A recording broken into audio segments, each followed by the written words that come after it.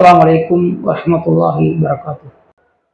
இப்ராஹிமே, உம்மை மக்களுக்கெல்லாம் நாம் தலைவராக இமாமாக ஆக்கப் போகிறோம் என்று அல்லாஹ் ரப்பல் ஆலமீன் அவர்களுக்கு சொல்லுகிறான்.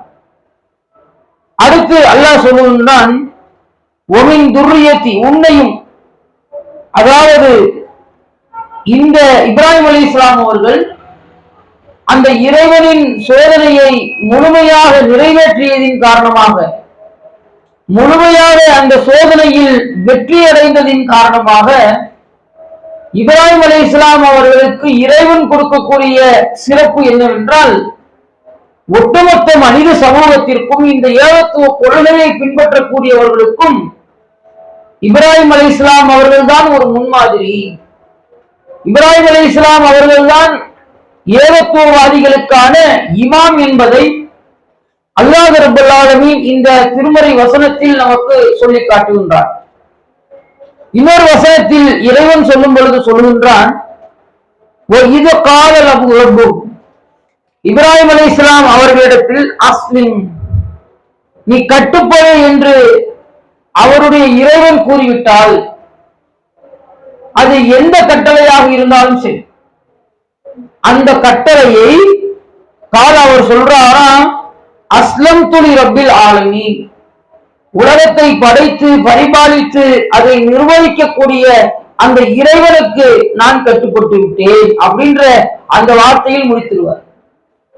ஒரு மனிதனுக்கு எதையெல்லாம் சோதனையாக வரக்கூடாதுன்னு நம்ம நினைப்போமோ, ஒரு மனிதன் எதையெல்லாம் சோதனையாக வந்தா தாங்கவே முடியாதுன்னு நினைப்பானோ, அந்த எல்லா சோதனைகளையும் தாங்கியவர் யார் என்றால் நபி இப்ராஹிம் அலைஹிஸ்ஸலாம் அவர். சும்மா இல்லை. நபி இப்ராஹிம் அலைஹிஸ்ஸலாம் அவர்களை பற்றி சொல்லுகின்ற பொழுது, அந்த ஊரிலே அவர் என்ன செய்கிறார்? பிரச்சாரம் செய்கிறார். ஊர் மக்கள், உறவினர்கள், நண்பர்கள், பழக்கப்பட்டவர்கள் யாரும் என்ன செய்யல? நபி இப்ராஹிம் அலைஹிஸ்ஸலாம் அவர்களை ஏற்றுக்கொள்ளவில்லை. சரி, ஊர் மக்கள் தான் அப்படி இருக்காங்களே, போய் சொந்த தந்தைக்கு பிரச்சாரம் செய்வோம், சொந்த தந்தையிடத்திலே மார்க்கத்தை செல்வோம் அப்படின்னு போனா ஊர் மக்கள் தேவலாமல் இருக்கு. தந்தை என்ன சொல்றாரு? இல்ல அர்ஜுமனுக்கு உன்னை கல்லால் அடித்தே கொண்டிருக்கின்ற. அப்ப இதையெல்லாம் பார்த்து விட்டு நம்ம இப்ராஹிம் அலைஹிஸ்ஸலாம் அவர்கள் என்ன செய்யறாங்க? அந்த ஊரில் இருந்து கிளம்புகிறார்கள். அப்படி கிளம்பி செல்லுகின்ற பொழுது ஒரு நாட்டை அடைகின்றார்கள். இப்ராஹிம் அலைஹிஸ்ஸலாம் அவர்கள் மறுமை நாள் சம்பந்தமாக, மறுமை நாளில் மக்கள் இப்ராஹிம் அலைஹிஸ்ஸலாம் அவர்களிடத்துல போய் கேட்பாங்க, நீங்கள் தான் அல்லாஹ்வுடைய உற்ற தோழர், அல்லாஹ் உங்களை தோழனாக ஏற்றுக்கொண்டான், மனிதர்களிலேயே அல்லாஹ்விடம் தோழமை கொண்ட ஒரே நபர் நீங்கள் தான், உங்களுடைய இறைவனிடத்திலே எங்களுக்காக நீங்கள் பரிந்துரை செய்யுங்கள் என்று இப்ராஹிம் அலைஹிஸ்ஸலாம் அவரிடத்தில் அந்த மக்கள் போய் கேட்கின்ற பொழுது, இப்ராஹிம் அலைஹிஸ்ஸலாம் அவங்க சொல்லுவாங்களா, நானே சில இடங்களில் பொய் பேசி இருக்கின்றேன், அதன் மூலமாக இறைவனை என்னை கண்டித்து விடுவானோ என்ற பயத்தில் நான் இங்கு நின்றுட்டு இருக்கேன் அப்படின்னு இப்ராஹிம் அலைஹிஸ்ஸலாம் அவர்கள் பதில் சொல்வதாக நபிகளார் அவர்கள் சுட்டி காட்டுகிறார்கள். அந்த பொய்யில் ஒரு பகுதியாக இப்ராஹிம் அலைஹிஸ்ஸலாம் அவருடைய அந்த வாழ்க்கையில் ஒரு பகுதியும் வருது. அல்லாஹ்வுடைய தூதரான இந்த இப்ராஹிம் அலைஹிஸ்ஸலாம் அவர்கள் இந்த பெரிய சின்ன சின்ன சிலைகளை எல்லாம் உடைத்து விட்டு அதை பெரிய சிலையினுடைய கையிலே இந்த கோடாரியை, அந்த பொருளை கொடுத்து விட்டு செல்கின்றார்கள். அப்படி செல்கின்ற பொழுது நபி இப்ராஹிம் அலைஹிஸ்ஸலாம் அவர்களும் அவருடைய மனைவியான சாரா அலைஹிஸ்ஸலாம் அவர்களும் ஒரு நாட்டை அடைகின்றார்கள். அந்த நாட்டில் ஒரு கொடுங்கோல் மன்னன் இருக்கிறான். அந்த மன்னனை பற்றி பேசுகிறார்கள். அந்த கொடுங்கோல் மன்னன் என்ன செய்வான் அப்படின்னா, அந்த நாட்டிற்கு யாரெல்லாம் வருகிறார்களோ, அழகான பெண்கள் யாரெல்லாம் வருகிறார்களோ அவர்களை அடைய வேண்டும் என்று நினைக்கின்றார். அப்ப இப்ராஹிம் அலைஹிஸ்ஸலாம் அவர்களை பற்றிய செய்தி அந்த கொடுங்கோலனுக்கு சொல்லப்படுகிறது. இப்ராஹிம் அலைஹிஸ்ஸலாம் அவர்களையும் சாரா அலைஹிஸ்ஸலாம் அவர்களையும் அந்த மன்னன் அழைச்சிட்டு வர சொல்றான். ஆனா இப்ராஹிம் அலைஹிஸ்ஸலாம் அவங்களுக்கு தெரிஞ்சிருச்சு, இவன் இப்படிதான், இவன் அழகான பெண்களை பார்த்தா விடமாட்டான் அப்படின்னு சொல்லிட்டு சாரா அலைஹிஸ்ஸலாம் அவர்களுக்கு சொல்றாங்க, அவன் கேட்டால் நான் உன்னுடைய சகோதரன் என்று சொல்லிவிடு, கணவன் என்று சொல்லாது. சகோதரன் என்று சொல்லிவிடு அப்படின்றார். அதே போன்ற இப்ராஹிம் அலைஹிஸ்ஸலாம் அவர்கள் அந்த கொடுங்கோல் மன்னன் கூப்பிட்டு கேட்கின்ற பொழுது தன்னை சாரா அலைஹிஸ்ஸலாம் அவருடைய சகோதரனாக அறிமுகப்படுத்திக் கொள்கிறார்கள். அந்த நேரம் என்ன செய்யறான் அப்படின்னா, இப்ராஹிம் அலைஹிஸ்ஸலாம் அவர்களிடத்தில் அந்த மன்னன் சாரா அலைஹிஸ்ஸலாம் அவர்களை கூப்பிட்டு அனுப்புறான். அப்படி சாரா அலைஹிஸ்ஸலாம் அவர்கள் கூப்பிட்டு அனுப்புகின்ற பொழுது சாரா அலைஹிஸ்ஸலாம் அவர்கள் அவர்களுடன் போறாங்க. அவன் சாரா அலைஹிஸ்ஸலாம் அவர்களை தன்னுடைய கையால் தொட முயல்கின்ற பொழுது அல்லாஹ்வால் தண்டிக்கப்படுகிறார். அப்போ உடனே சாரா அலைஹிஸ்ஸலாம் அவங்கள்ட்ட சொல்றாங்க, எனக்காக உங்களுடைய இறைவனிடத்தில் நீங்கள் பிரார்த்தனை செய்யுங்கள், அல்லாஹ்விடத்தில் பிரார்த்தனை செய்யுங்கள், இந்த தண்டனையில் இருந்து என்னை காப்பாற்றி விடுங்கள், அப்படி காப்பாத்திட்டீங்கன்னா நான் உங்களை ஒண்ணும் செய்ய மாட்டேன், விட்டுறேன். உடனே சாரா அலைஹிஸ்ஸலாம் அவர்கள் பிரார்த்தனை செய்கின்றார்கள். அவனுக்கு ஏற்பட்ட துன்பம் சரியாகுது. மீண்டும் என்ன பண்றான், அவரிடத்தில் தவறாக நடக்க தொட முயற்சிக்கின்றான். மறுபடியும் என்ன செய்யறான், அல்லாஹ் அவர்களை தண்டிக்கிறான், அவனை தண்டிக்கிறான். மறுபடியும் என்ன செய்யறான், அதே பதில், உங்கள் இறைவனிடத்தில் எனக்காக பிரார்த்தனை செய்யுங்கள், நான் உங்களை தவிர்த்து கொள்கிறேன் அப்படின்றான்.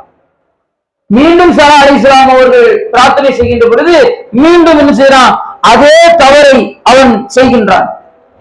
அதுக்கப்புறம் கடைசியாக சாரா அலைஹிஸ்ஸலாம் அவர்களை என்ன செய்யறான், நீங்க அல்லாஹ்ட்ட துஆ செய்யுங்க, இதுக்கப்புறம் நான் உங்களை தொடவே மாட்டேன்றான். அதே போன்று சாரா அலைஹிஸ்ஸலாம் அவர்கள் இறைவனிடத்திலே பிரார்த்தனை செய்து இறைவன் கொடுத்த தண்டனையில் இருந்து அவனை காப்பாற்றிய பின்பாக அவன் சொல்லுகின்றான், இந்த ஷைத்தானை இங்கிருந்து நீங்கள் அழைத்து சென்று விடுங்கள் அப்படின்றான். அதே மாதிரி அந்த அரண்மனையில் வேலை செய்து கொண்டிருந்த ஹாஜிரா அலைஹிஸ்ஸலாம் அவர்களை இவர்களுக்கு பணிப்பெண்ணாகவும் அந்த கொடுங்கோல் மன்னன் தான் என்ன பண்றான், அனுப்பி வைக்கிறான். இப்ராஹிம் அலைஹிஸ்ஸலாம் அவர்கள் அடுத்து அவங்க என்ன செய்யறாங்க, திருமணம் முடிக்கிறாங்க.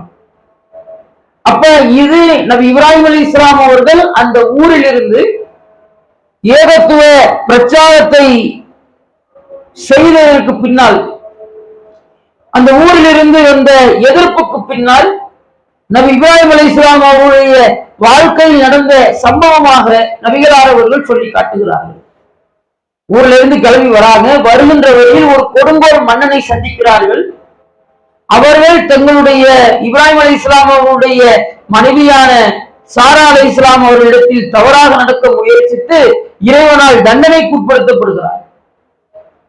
அந்த தண்டனையில் இருந்து சாரா அலைஹிஸ்ஸலாம் அவர்கள் பிரார்த்தித்து அவனை காப்பாற்றியதன் விளைவாகத்தான் அவன் யாரை பணிப்பெண்ணாக அனுப்பி விடுகிறான் என்றால் ஹாஜர் அலைஹிஸ்ஸலாம் அவர்களை என்ன செய்யறான், பணிப்பெண்ணாக அனுப்பி விடுகிறான். இது நடக்குது. இது நடந்த பிறகு கிட்டத்தட்ட பல காலங்களாக இப்ராஹிம் அலைஹிஸ்ஸலாம் அவர்களுக்கு பிள்ளை இல்லாமல் இருக்கின்றாங்க.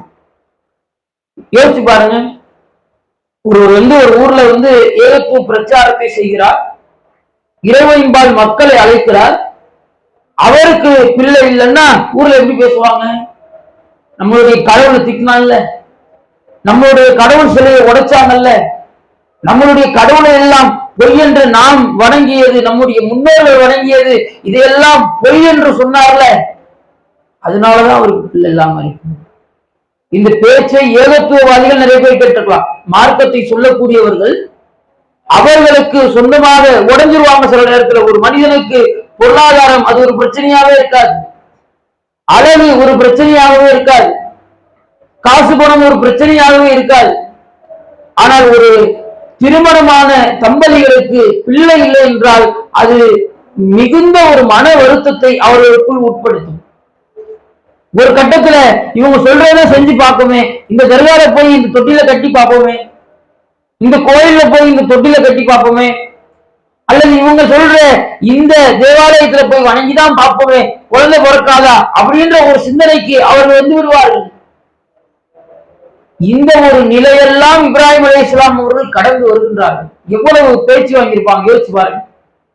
சும்மா கொஞ்சம் கொஞ்சம் பேசுன கடவுளை பத்தி, எங்களுடைய சிலைகளை பற்றி, எங்களுடைய முன்னோர்கள் வணங்கியதை பற்றி கொஞ்ச நெஞ்ச பேசுனீங்க என்று சொல்லி பல்வேறு விமர்சனத்திற்கு உட்பட்டும் இப்ராஹிம் அலைஹிஸ்ஸலாம் அவர்கள் இது இறைவனிடமிருந்து நமக்கு கொடுக்கப்படுகிற சோதனை, அல்லாஹ் நம்மை சோதிக்கின்றான், அல்லாஹ் நமக்கான பிள்ளையை கொடுப்பான் என்று நபி இப்ராஹிம் அலைஹிஸ்ஸலாம் அவர்கள் அந்த கொள்கையிலே உறுதியாக இருந்தார்கள். யாரிடத்திலேயும் கையேந்தல, யாருடைய ஆலோசனையையும் இப்ராஹிம் அலைஹிஸ்ஸலாம் அவங்க கேட்கல. ஆனால் இப்ராஹிம் அலைஹிஸ்ஸலாம் அவர்கள் உறுதியாக இருந்தார்கள். இறைவன் ஒருவன் தான், இறை பணிதான் மறுமைக்கான வெற்றி என்பதில், இந்த இறை பயணியில் பயணிப்பதுதான் மறுமைக்கான உண்மையான வெற்றி என்பதில் இப்ராஹிம் அலைஹிஸ்ஸலாம் அவர்கள் கவனம் செலுத்தினார்கள். அதற்கு அல்லாஹ் ரப்பல் ஆலமீன் என்ன செய்கிறான்? ஒரு பரிசளிக்கின்றான். அல்லாஹ் ரப்பல் ஆலமீன் தன்னுடைய திருமறையில் சொல்லி காட்டுகின்றான். வலக்கது ஜாஅத் ரசூலுனா இப்ராஹிம் பில் புஷ்ரா, இப்ராஹிமிடத்திலே நற்செய்தியை கொண்டு நம்முடைய தூதர்கள் வந்தார்கள். தூதர்கள் ரெண்டு விஷயத்துக்கு வராங்க. ஒண்ணு என்னது? இப்ராஹிம் அலைஹிஸ்ஸலாம் அவர்களுக்கு பிள்ளையை பற்றிய நற்செய்தி சொல்வதற்கும் அதே தூதர்களை அல்லாஹ் அனுப்புகின்றான். இந்த நற்செய்தியை சொல்லிவிட்டு இந்த தூதர்களுக்கான அடுத்த வேலையை அல்லாஹ் கொடுத்திருக்கின்றான், லூத்துடைய சமுதாயத்தை அழிக்கணும். ஒரே காலத்தில் வாழ்ந்த இரண்டு இறை தூதர்கள், வேற வேற இடத்தில் வாழ்ந்த இரண்டு இறை தூதர்கள். இப்ராஹிம் அலைஹிஸ்ஸலாம் அவர்களிடத்திலே வந்து அவர்கள் இந்த நற்செய்தியை சொல்லுகின்றார்கள். கால அவர்கள் சொன்னார்கள், சலாமா, உங்கள் மீது சலாம் உண்டாகட்டும் என்று அவர்களிடத்திலே சொல்லிவிட்டு அந்த நற்செய்தியை அவர்களுக்கு சொல்லுகின்றார்கள்.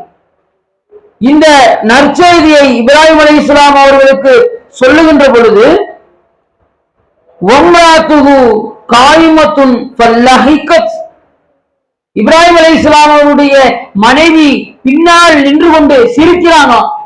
உங்களுக்கு அல்லாஹ் குழந்தையை பற்றிய நற்செய்தி சொல்லி இருக்கின்றான் என்று அவர்களிடத்திலே சொல்லுகின்ற பொழுது, இப்ராஹிம் அலைஹிஸ்ஸலாம் அவருடைய மனைவி பின்னால் நின்று சிரித்ததாக என்ன செய்யறான்? அல்லாஹ் குர்ஆன்ல சொல்றான்.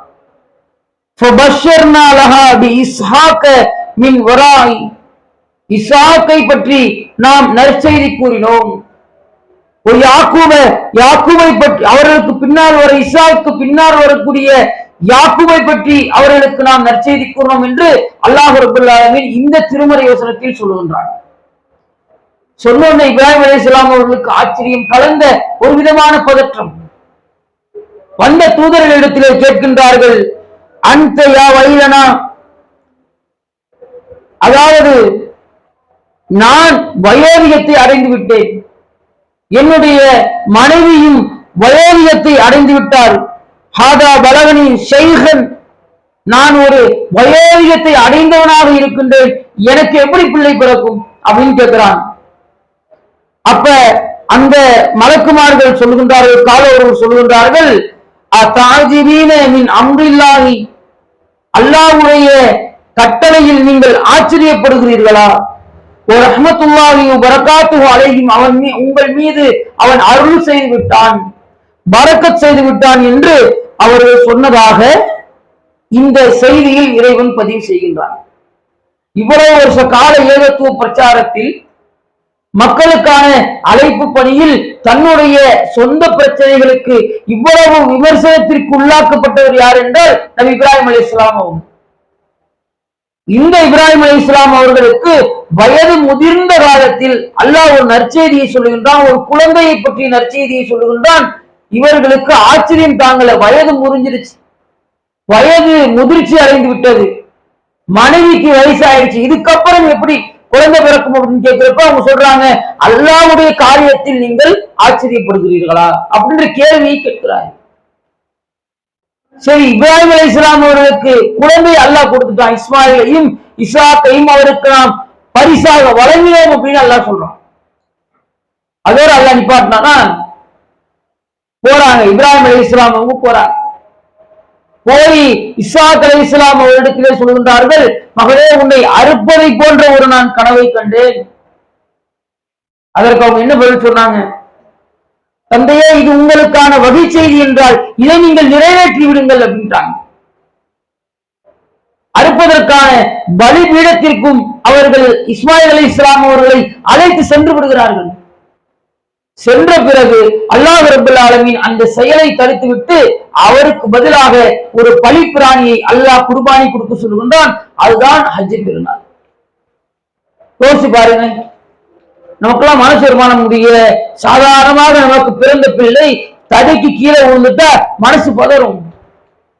சின்ன காயம் ஏற்பட்டாலும் லேசா ஜுரம் அடிச்சாலும் நைட்டு 12 மணி 1 மணி நாளும் தூக்கிக்கிட்டு நம்ம என்ன பண்ணுவோம், ஹாஸ்பிட்டலுக்கு ஓடுவோம். நம்ம இவரை எவ்வளவு பாகம் வச்சிருப்பாங்க. எத்தனை வருடம் வயது முதிர்ந்த காலத்தில் குழந்தை பிறந்திருக்கு. அந்த குழந்தை வளர்ந்து இப்பொழுதுதான் ஒரு இளைஞனாக வருகின்ற அந்த நேரத்தில் இப்ராஹிம் அலைஹிஸ்ஸலாம் அவர்கள் அந்த கனவை காணுகிறார்கள். அந்த கனவை இப்ராஹிம் அலைஹிஸ்ஸலாம் அவர்கள் உண்மைப்படுத்துகிறார்கள். எவ்வளவு ஒரு மிகப்பெரிய ஒரு சோதனையை அல்லாஹ் கொடுக்கிறான். எவ்வளவு ஒரு மிகப்பெரிய சோதனை, ஒரு மனிதனுடைய வாழ்நாளில் சந்திக்கப்படாத ஒரு சோதனை. இந்த மாதிரி நீண்ட காலம் கழித்து குழந்தை பிறந்த அந்த குழந்தை பாதியிலே இறந்துருச்சுன்னா அந்த தாய் தந்தையுடைய மனநிலை எப்படி இருக்கும் யோசிச்சு பாருங்க. கிட்டத்தட்ட மனநலம் பாதிக்கப்பட்டவர்களாகவே மாறிவிடுவார்கள். இந்த அளவிற்கு ஒரு சோதனையை நபி இப்ராஹிம் அலைஹிஸ்ஸலாம் அவர்களுக்கு கொடுத்த பின்பாகவும் அந்த தூதர் அந்த சோதனையில் வெற்றி பெறுகின்றார். தன்னுடைய தந்தையை இழந்து, தன்னுடைய ஊரை இழந்து, தன்னுடைய சொந்த பந்தங்கள், உறவுகள், நட்புகள் எல்லாத்தையும் இழந்து இறை பணிதான் மறுமைக்கான வெற்றி என்பதை தீர்மானித்து அவர் வருகின்ற பொழுது அவர் தன்னுடைய சொந்த வாழ்க்கையில் இவ்வளவு சோதனைகளையும் சந்திக்கின்றார். சந்தித்த பிறகும் ஒரு நிம்மதி அவர்களுக்கு கிடைக்கிறது. எதன் மூலமாக? பிள்ளையின் மூலமாக. அந்த பிள்ளையையும் இப்ராஹிம் அலைஹிஸ்ஸலாம் அவர்களை குர்பானி கொடுக்க இறைவன் சொல்கின்றான். அதற்கும் அவர்கள் தயாராகிறார்கள். அதுதான் அல்லாஹ் ரப்பல் ஆலமீன் நபி இப்ராஹிம் அலைஹிஸ்ஸலாம் அவர்களை பற்றி சொல்கின்றான். இன்ன இப்ராஹீம கான உம்மத்தன் காணித்தா. இப்ராஹிம் ஒரு சமூகமாக இருந்தார் அப்படின்றான் அல்லாஹ். ஒரு ஒட்டுமொத்த ஒரு 100 பேர், 1000 பேர், 1,00,000 பேர் இறைவனை நம்பி இறை கொள்கையில் உறுதியாக இருந்தால் அவருடைய கொள்கை உறுதி எவ்வளவு இருக்குமோ அது இப்ராஹிம் அலைஹிஸ்ஸலாம் அவர்களுடைய ஒருவரிடத்தே இருந்தது. ஒரு சமுதாயத்திற்கக்கூடிய உதவி ஒரு மனிதருக்கு இருந்தது. ஒற்றை மனிதர் ஒரு சமுதாயத்தையே இறைப்பணிக்காக, இறைவனுடைய அழைப்பு பணிக்காக, ஏகத்துவ பிரச்சாரத்திற்காக அவர் எதிர்த்தார் என்பதை இறைவன் இந்த திருமறை வசனத்தில் நமக்கு பதிவு செய்கின்றான். அத்தோடு மட்டுமல்லாமல் இதை தொடர்ச்சியாக இறைவன் சொல்லி காட்டுகின்றான். அவர்கள் ஒருபொழுதும் இணை கற்பித்தவராக இருக்கவில்லை. ஷாக்கிர நன்றி செலுத்தக்கூடியவராக இருந்தார். அல்லாஹ்வுடைய அருள்படைக்கு நன்றி செலுத்தக்கூடியவராக இருந்தார். நேரான வழியிலே அவர்கள் இருந்தார். அல்லாஹ் ரப்பல் ஆலமீன் இந்த இறை தூதரான இப்ராஹிம் அலைஹிஸ்ஸலாம் அவருடைய செயலை பாராட்டுகிறார். ஒரு சமூகம் எப்படி ஒரு 100 பேர், ஒரு 1000 பேரை எதிர்த்து அந்த 1000 பேர் எப்படி உறுதியாக இருப்பார்களோ, ஒற்றை நபர் 100 பேர் 1000 பேர் வந்தாலும் இந்த இறை கொள்கைக்காக அவர்கள் எதிர்த்து நின்றார்கள் என்பதை இறைவன் இந்த திருமறை வசனத்தில் நமக்கு பதிவு செய்து காட்டுகின்றான். இது நமக்கு வாழ்வியலில் ஏற்படுத்தக்கூடிய ஒரு மிக பெரும் படிப்பு இல்லையா? நீங்க யோசிச்சு பாருங்க. இப்ராஹிம் அலைஹிஸ்ஸலாம் அவர்களுடைய தியாகம் சொல்லப்படுவதற்கான காரணம் என்ன?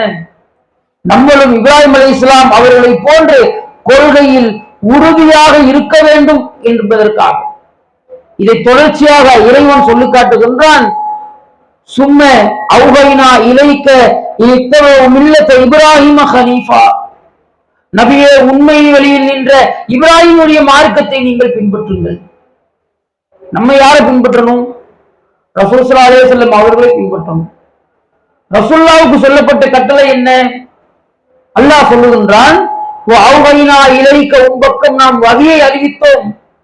உண்மை வழியில் நின்று உறுதியாக நின்ற இப்ராஹிமுடைய வழியை நீங்கள் பின்பற்றுங்கள் என்று அல்லாஹ் ரப்பல் ஆலமீன் நபிகளார் அவர்களுக்கு கட்டளையிடுகின்றான் என்றால் அந்த இறை தூதர் செய்த தியாகங்களுடைய மதிப்பு என்ன நம்மளால கணக்கிடவே முடியாது. அதுதான் அல்லாஹ் சொல்றான், இப்ராஹிம் அலைஹிஸ்ஸலாம் அவர்களை இறைவன் தன்னுடைய உற்ற தோழனாக ஆக்கி கொண்டான் என்று நபி இப்ராஹிம் அலைஹிஸ்ஸலாம் அவர்களை பற்றி இறைவன் நம்முடைய திருமறையில் மிக தெளிவாகவும் அழகாகவும் சொல்லி காட்டுகின்றான். இங்கு சொல்லப்படக்கூடிய நபிமார்களுடைய வரலாறுகள் என்பது கதைக்காகவோ அல்லது சும்மா ஏதோ கேட்பதற்காகவோ கிடையாது. இது எல்லாமே நம்முடைய வாழ்வியலில் ஒரு படிப்பினையாக இருக்கிறது. அத்தகைய படிப்பினையை செயல்படுத்தக்கூடிய நன்மக்களாக அல்லாஹ் உங்களையும் என்னையும் ஆக்கி அருள் புரிவானாக. வாஹ்ரதவான் அல்ஹம்துலில்லாஹி ரப்பில் ஆலமீன். அஸ்ஸலாமு அலைக்கும் வரஹ்மத்துல்லாஹி வபரகாத்துஹு.